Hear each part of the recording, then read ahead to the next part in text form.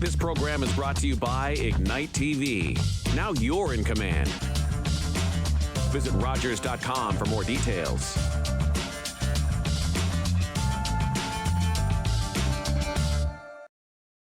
The opinions expressed in the following programs are those of the participants and do not necessarily reflect those of Rogers nor Rogers TV.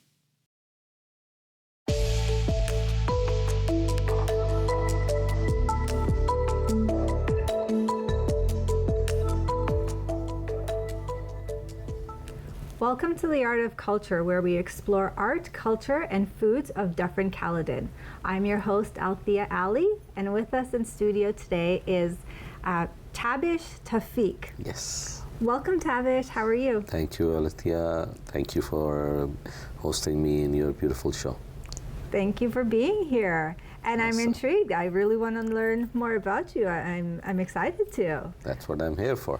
So tell me a little bit about yourself. So, as you told the audience that my name is Tabish Taufiq. By profession, I'm a realtor and a hobby farmer who lives in Dufferin, loves living in Dufferin.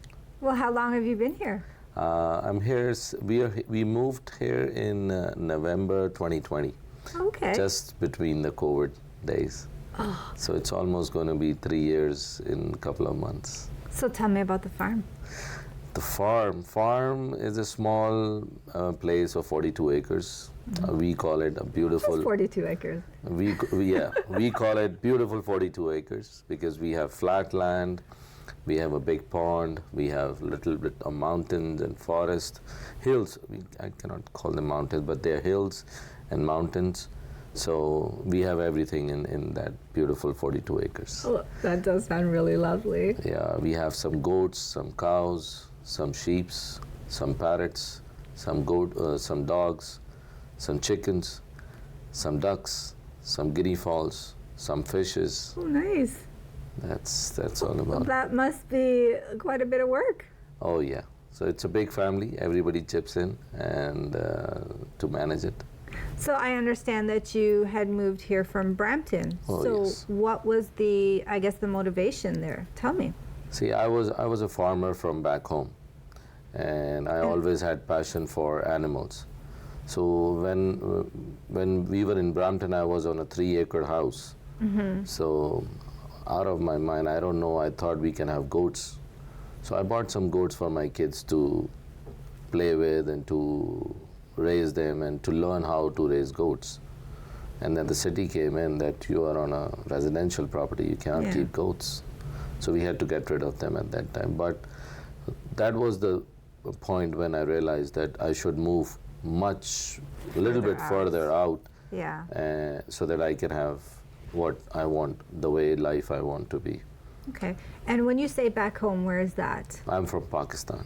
Okay. And in Pakistan, you had a farm there? You were... Yes, I was a professional farmer. I had some buffaloes and cows. We used to raise them.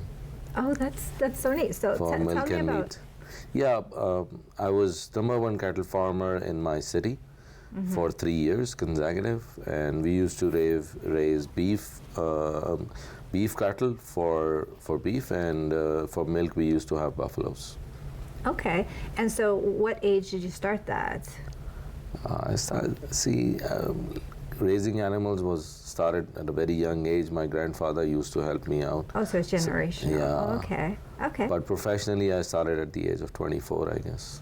Oh, that's wonderful. So you've always, in your early life, been around farm life and been around cattle and been around that. So it comes natural to you. I was close to the nature. Like, I wanted to have fresh milk, fresh vegetables, fresh meat, chicken. Yeah. That's why farm life was always attractive to me.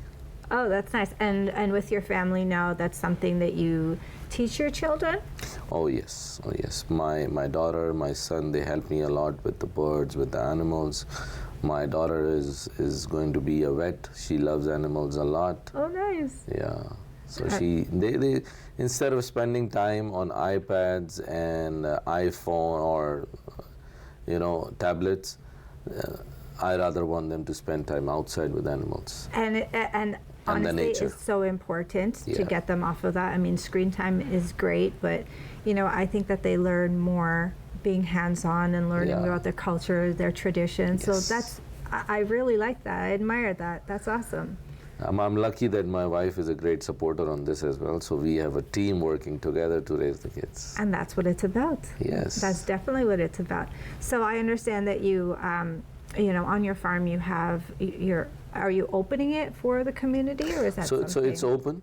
It's open for people to come and have a look and see and learn. We welcome people from the community to come. We always organize different kind of events so that people can come in from the community, outside the community. My kids, classmates come often to spend time at the farm to learn the process of the farm, how to raise goats, sheep, how to have them kidding, or how to help them on, like my daughter, I bought some incubators for her to have chicks. Okay. So she knows all the processes of chickens and goats and sheep, and that's what we want others to learn as well. Oh, that's amazing. So I think I might have to take a trip there just Oh, to see sure, it. you're more than welcome. Oh, that's incredible. And I know that you had talked about traditionally there, back in Pakistan, there were some cars that, they really very well designed. I think you supplied some pictures to us. Yeah, recently, like last year, I had a car which was literally painted by hand. I think we have it up on the screen Yes, there. it is there. Yeah. So that's the car which this is the only car I can say in Canada, if not in North America, which has been painted in truck art. Okay. And real truck art. And what is that, if you can explain? So truck art back home in Pakistan, the truck drivers, the truck owners, industry owners, they build their trucks so attractive, they make them so attractive that they are so visible on the road. And it is beautiful. yeah, it started back in 50s, truck art, but now it's a whole industry. People spend thousands and hundreds of dollars on it to build their trucks. Sometimes a couple of $100,000 are spent on a truck to make it beautiful in such a way that it's the best truck on the road.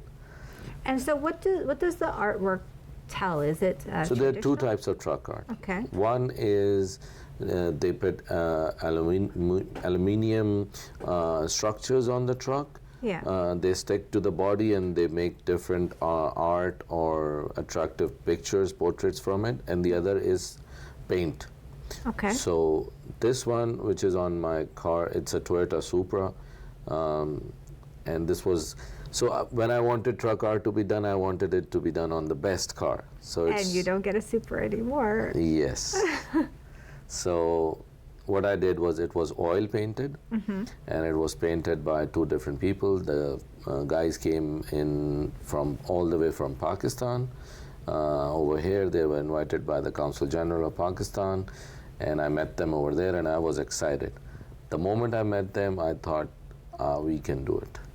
And when we did it, now when I drive this car, every single person wants to have a picture with it. Everybody stops me on It the. sure is beautiful. I've been stopped by cops taking picture. I've been stopped by firefighters to have pictures with it. You name it, everywhere. And now this car, in every Pakistani occasion or anything related to Pakistan, any event, people want this car to be there. It's incredible. yeah, It's beautiful. Like, I mean, yeah. you could see the horses and different details of it. It's very well done. See, the beauty is that both the sides are painted by two different people. Oh, wow. And they started together, and when they were doing it, I said, what's going to happen? And they said, don't worry. When It'll we look- finish, you just tell us if there is any difference on both the sides. Is that the flag on top? Is that? Yes, that's the Pakistan flag on the top of the roof. And then there are two beautiful eyes of a woman looking at you, horses, there are parrots on it, there are eagles on it. If you have a side picture of it, I believe. If you Oh, know. I did see Yeah. that, the side picture. There That's is a hawk incredible. on it. So there are lots of, and when you look at them closely, there are a lot of details in it. Yeah, it sure, that's a lot of detail. But that's very impressive. Yes. Incredibly impressive. And it's all hand painted. It's all hand painted. It's incredible. So where do you keep it? So I parked it at my place at home. It's always covered. Oh gosh. Do you often take it out, or is it just for events? Oh yes. Summertime is the sports cars time, so I always do take it out. Oh. We have a 14 August coming up. It's the Independence Day for Pakistan. So I've been invited in 5 different occasions to come up with the car. I think I may have to go see the car myself. Oh yes, it's a one of a kind. It's a special one. Oh, that's incredible. So I mean, you're doing such great things, and especially, you know, propelling your children to learn about the culture and to integrate it. I mean, you've moved from Pakistan, and you're still able to keep that connection and have your kids and your family, you know, impart that knowledge. And I think that is so important. Yes. To building that foundation and that base for your children. So, you know, well done to you and your family. Thank you, thank you. It's all about keeping your roots strong. And see, for my kids, learning English is not something that they should learn it. For us, we had to learn how to speak in English. But for them, it's kind of mother tongue for them. Yeah. So we need to teach them our language. Same like if I say that national anthem of Canada, they know it. They don't have to go and learn it because it's an everyday routine for them in the schools. But they should know the national anthem of Pakistan too. Yeah. That's what we need to teach them. Yes, of course, it's part of their heritage. So that's for us, important. we need to learn Canadian national anthem. Yeah. For them, it's not about learning; they know it. Yeah, that is incredible. That's their routine. So what would you say to, you know, other I guess immigrant families? What would you say to them to keep that build that foundation with their kids? See, it's everybody has their own opinion about it, but my opinion is that people should work to keep their kids, their families connected to their roots. In this way, we experience different cultures. We experience different narratives, different way of life. And somehow, if I have something which is good for the community, it should pass on. Somebody has something which is good for me, I should take it from him. So this is where the communities get stronger and go further ahead. But, Absolutely. Yeah. And knowledge is power, right? Knowledge is power. Absolutely, and I think it's really important that, you know, we understand our roots and understand, you know, how we can integrate it into our children, especially children who are born in Canada.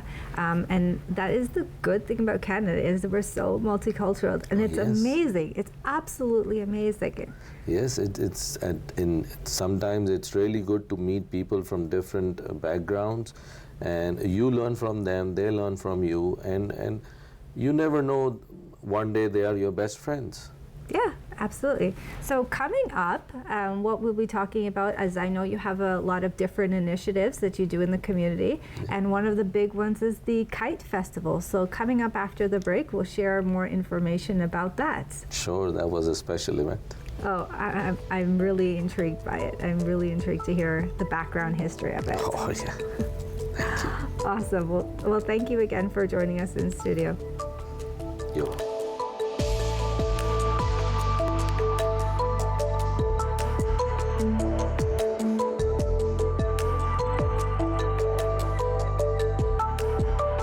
This is you volunteering at Rogers TV. Directing TV is the cat's meow. This is you on location reporting on special events in your community. Way to go, Ace. This is you editing video at Rogers TV. Now you're cooking with gas. Why are you there when you can be here, creating TV at your fingertips? Hot diggity dog.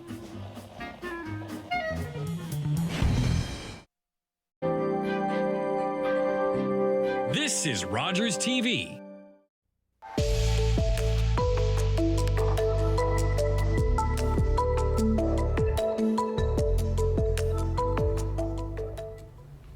Welcome back, and for those who are joining us for the first time, this is The Art of Culture, where we explore art, culture, and foods of Dufferin-Caledon. I'm your host, Althea Alli, and today we are here with Tabish. Tabish is going to share a little bit about the Kite Festival and the different events that he has hosted here in Dufferin. Yes, Kite Festival was a big show for us.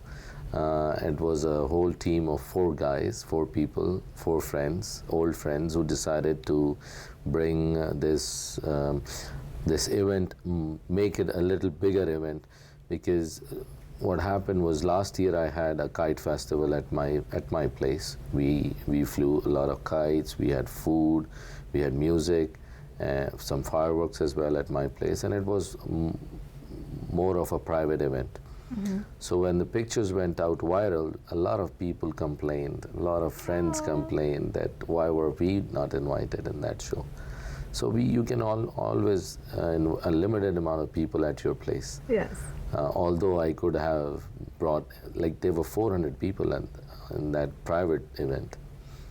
But then we decided to bring it, make it more bigger and make it a little commercial. The purpose was not to make money.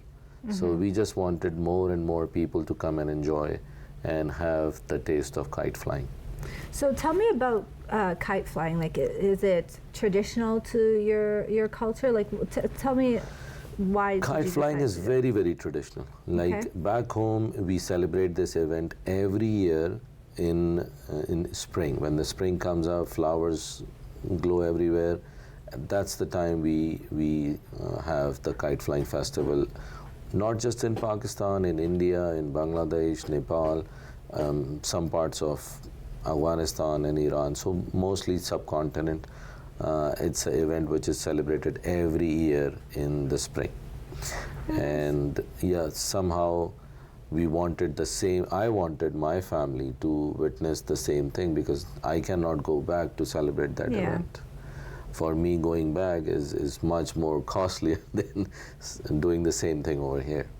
Yeah, and even having your children participate in that and know, okay, well, this is what happens in Pakistan, and this is when it happens and why it happens, and this is your heritage. I think that's so special.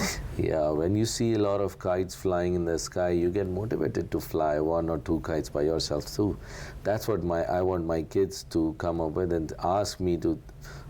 I want to fly a kite for them, or to teach them how to fly it. So I wanted them to come up by themselves, not just me forcing them, oh, come and fly the kite. Come on, boys. Awesome. And I know you brought some pictures that you are able to share with us. Oh, yes. See, kite flying, the event we did in Orangeville Fairground was massive, massive. Is that it up there? Oh, yes, yes. Tell me about it. So we initially, when we started the planning for the event, we were anticipating around 1,500 to 2,000 people coming in. Yeah. But when we went at my place, initially it was planned to be at my place. The city somehow didn't give us the permission to do it over there, and they suggested us to go to the fairgrounds. Yeah. When we went to the fairgrounds, it was a big place. We thought we can fit in 3,000 people easily, and we started planning accordingly.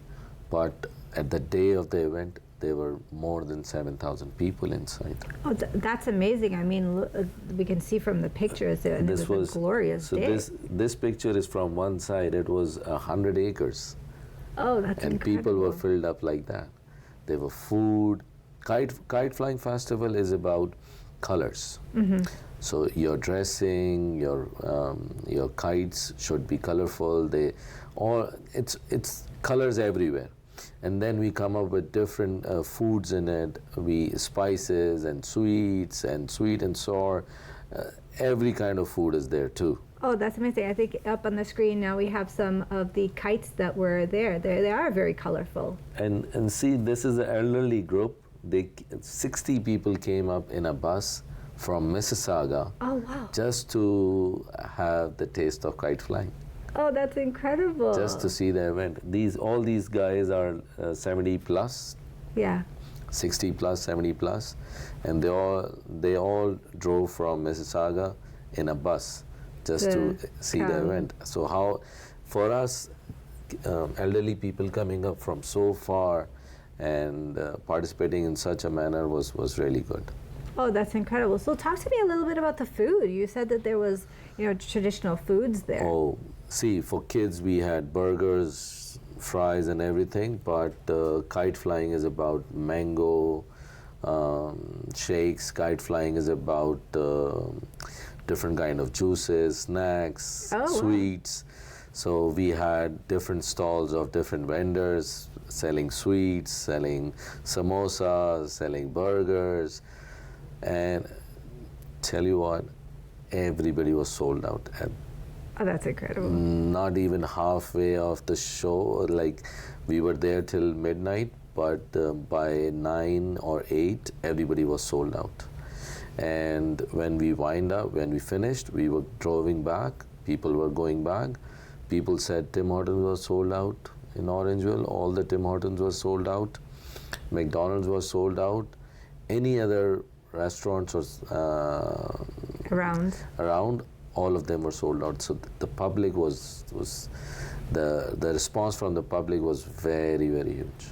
That's honestly incredible, and I think that speaks to having these different events and how incredible they are for the community. I mean, on so many different levels. You're looking at economics right there, then you're looking at learning different cultures, then you're looking at youth being involved, you're looking at learning how to kind of the different aspects of an event. Yes, there's so many things. For sure. A lot of people said, where is Mono? And when we told them it's just north of Orangeville on the right side, on the east side. And then people said, we have gone to Wasaga Mountain, Blue Mountain, Tubermurray, we always use Highway 10, but we never knew where is Mono. So just because of the kite event, Mono was there on the map for a lot of 7,000 people to see. And there you go. How impressive is that? Yes, and then when we then we do the advocacy. Like, if you don't know Mono, then you don't know Mono Cliffs. Yeah. You should come and visit Mono Cliffs. And absolutely, and a lot of people think, and I've often got this being a resident of Dufferin myself. When I talk about being in Dufferin, I hear, "Oh, where is that? How far is that? Oh, you're in the country area, or there's nothing to do there." There's so much to do. There is so much to do. There is. See, when I moved to Dufferin County, the first day of school for my kids, in the evening I gathered them all. Well, mashallah, I have 6 kids. It's 3 boys and 3 girls. So I gathered all of them and asked them, how was your first day? And the first thing my eldest son said, the best day of my life. So I asked why. He said, everybody wanted to play with me. Everybody was my friend. There were no abusive language. There was no leg pulling. There was no telling on each other, and there was no groping. So that's the beauty of living in countryside. That's the beauty of living in Dufferin. Coming together. So if somebody asked me to move back to Brampton, Mississauga, or any city, Toronto even, I cannot. Isn't it great when you hear from the youth like how incredible their day is, or like that they enjoyed it, yes. or what they learned? It's incredible. Yes. I find it so intriguing. I want to hear more. Like tell me, what did you do? What did you learn? They have their imagination and their I guess their zest for life is so incredible. Yeah, and being a parent, it's so like satisfying that your son or your kids are saying that it was the best day of our life and we enjoyed it. That's all. That's it. As a parent, that's so rewarding, right? Yeah. So if I have to go for work for an hour drive and come back an hour drive every day, that's no more a burden for me, because I'm giving a good life, a beautiful life to my kids.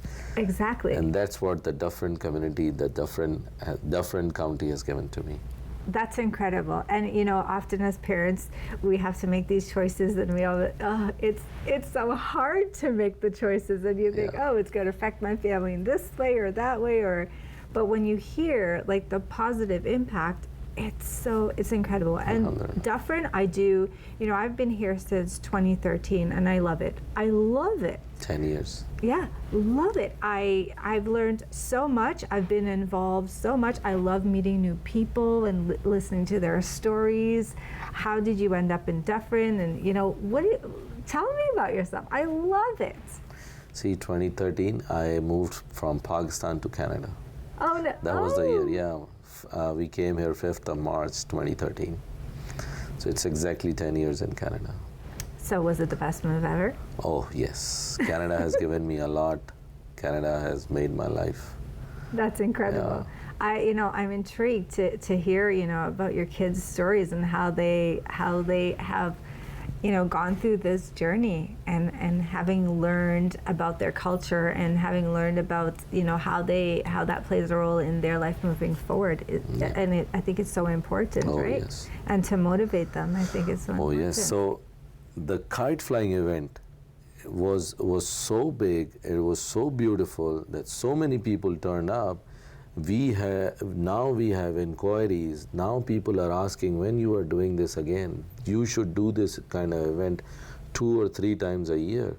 Just because we cannot do it in the spring in Canada, we can do it in summer. And summer we can plan to have an event every month or every 2 months, so we can have 2 or 3 events for kite flying. Absolutely, and I think that's important.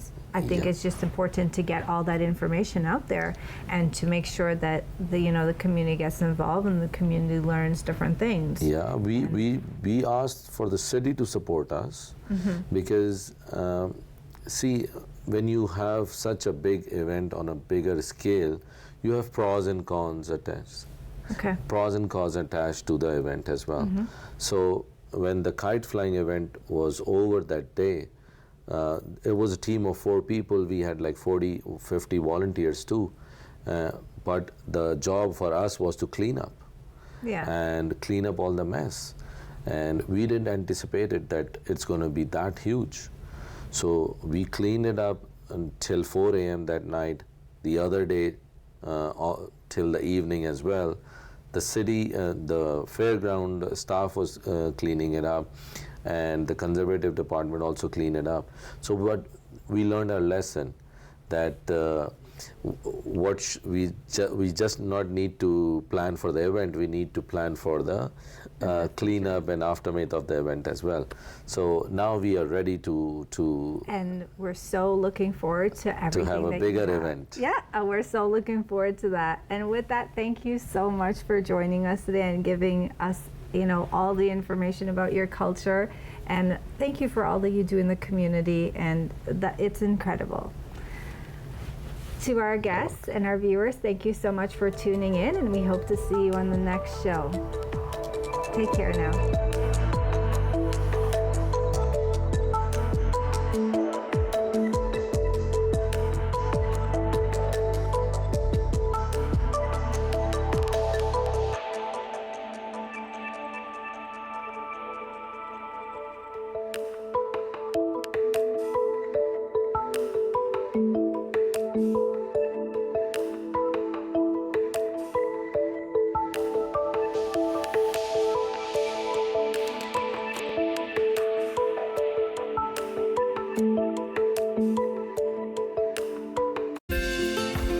Call the Rogers TV Viewer Response Line. Email us or connect with us on social media.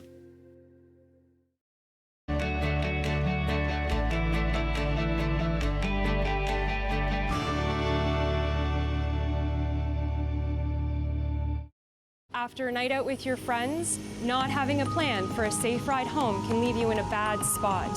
You could end up riding in a police car, an ambulance, or a hearse.